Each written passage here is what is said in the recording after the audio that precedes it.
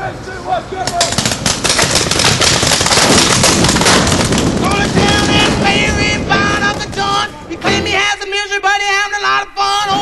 and welcome to the Unit Blog. Glad you could join us again. As promised, I've come to talk to you again about forming your own paintball team, and that's something I've been asked about in the past, and it's something that we've been thinking about as a team for quite a while now. Just how did we come about becoming a team known as the Unit? How did we end up where we are?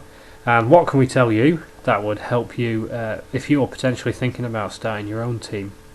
I was talking to Chris about this. Chris Denby is a member of our team. He came on the board a few years ago. We worked together, so we already knew each other. And we were talking about if you had three things that you wanted to share with a guy potentially forming a team, what would they be? What three words of advice could you give this guy that you think are the most important? And Chris came up with these. Just to simplify it, we've got the 3 C's for you. I'm going to give them you all to start with. 3 C's. First one's commitment. The second one's camaraderie. And the third one's conduct. And these are the 3 things that we think make up the basics, the foundations of a good paintball team.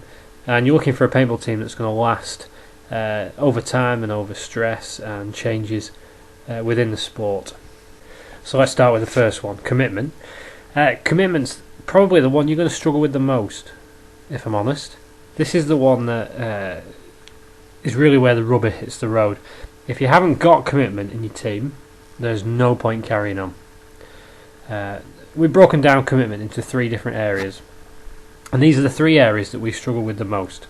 When you've got a team, what are the 3 areas that people are going to struggle to commit to on the long term?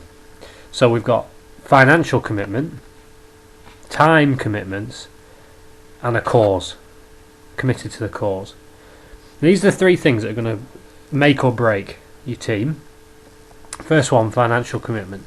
Paintball, you may have noticed, is an expensive sport, and it takes a lot to commit a lot of your resources financially to it, especially if you've got a family, especially if you're getting on in life, you're unemployed, you're a young lad going through college. Money's the big issue. It's not cheap, especially if you're looking to play more than once a month. And to ask your team to then commit to paying a lot of money to be a member of the team and to play, perhaps what you're looking at in the long term is more than once a month at least, if you're going to be serious about this.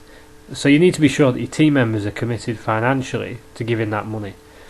Now if you've got a team member who, when you ask him about this, spends most of his money on another hobby or another sport, and that seems to be what his priority is, then you can guarantee that when hard times come, that money is not going to go into paintball, it's going to go into their first hobby, and you're going to be left high and dry when you've got a game sorted and they're saying, I'm sorry, I can't really come, I've overspent this. That doesn't include times when you get, it's every 12 months the insurance is due up on the car.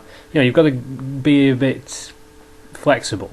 Some people sometimes are just stung with a financial problem, and as the unit we have before now chucked money in the pot. If someone's struggling financially and it's not their fault, we have all come together so the person can pay. This does really help some of the other areas like camaraderie, which we'll come on to in a bit. But we don't do that if it's the person's fault. So if the person's spending money on something else and it just happens that they want to do that, then we're not going to encourage them there. We're not going to fund for them to play paintball if they've just chosen to spend that money on something else.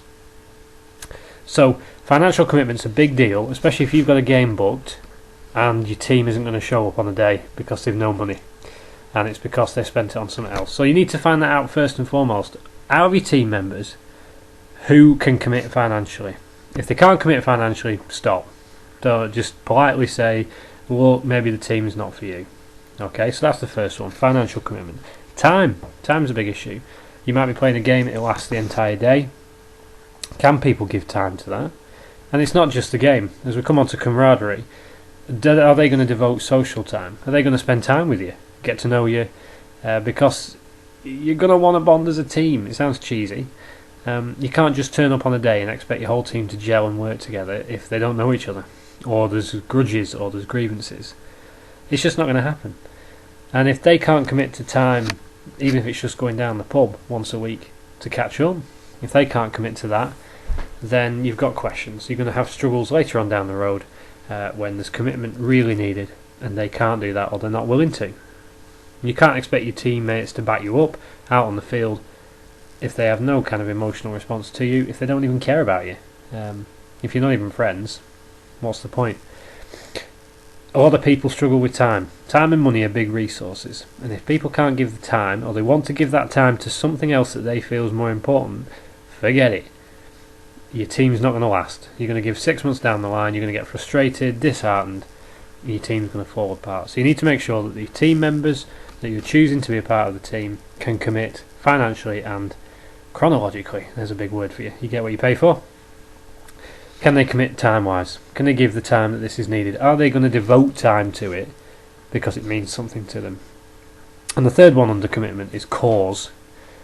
Are they committed to the cause? First of all, do they know what the cause is? Why are you even doing this?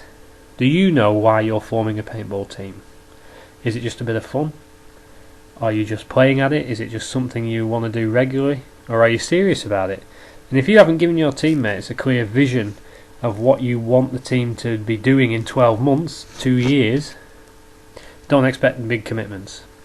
People need to know that you have an idea of where you're going. So for the unit, just to give you an example, our short-term goal is just to grow in the skill of the game. So we get better at playing, we find what equipment works for us, what things we need to change, things we can improve, how to work together as a team. That's the short term. Long term, we want to be looking to be playing in some kind of league, or even starting our own league in the local area. It's possible. So we're all clear on what that is, and we're all clear what demands we expect of each other. So we spend a lot of time together outside of paintball. We have a lot of movie nights, we have drinks together, we share our families together, spend time with each other, get to know each other. So there's a long-term goal, and then in 2 years, 3 years down the line, we're still expecting to be playing. We're not expecting to split up. It's not a bit of fun. We're looking to take it further. We travel around the country playing different sites, trying to get involved in different leagues, making a name for ourselves, really. So if your team has got that cause and they're committed to it, you're on a winner. If not, again, you're going to 6 months down the line, you're going to fall apart, because if you haven't got a reason for being there, you're going to get bored pretty soon. If there's no goal, if there's nothing you're aiming for, don't expect your team to commit to it. You're not going to win them over, and they're not going to be impressed when things don't seem to be going anywhere, when you're just playing the noobs and it's the same old from week to week. Okay guys, that's part one. The whole thing's too long to put into one video. YouTube won't let me, Facebook won't let me, and the blog site won't let me put the entire thing on. But that's part one, and part two should be coming shortly. But please join us again to hear some more on forming your own paintball team. And don't forget the 3 main areas where you can find out stuff about the unit. That's the Facebook page, that's where all the action is. Just Google, Facebook search the unit paintball team, and just add yourself on, and then I'll confirm that so you can join there. You can see us on the blog, www.theunitpaintball.blogspot.com. You'll see that on the screen. And you can also get us on YouTube, the Unit Paintball Team. Just look for that channel, or type in any keywords, Douglas Valley Paintball, the unit, etc., and you should be able to find us there. I hope to see you soon for part 2, and hopefully see you out on the field.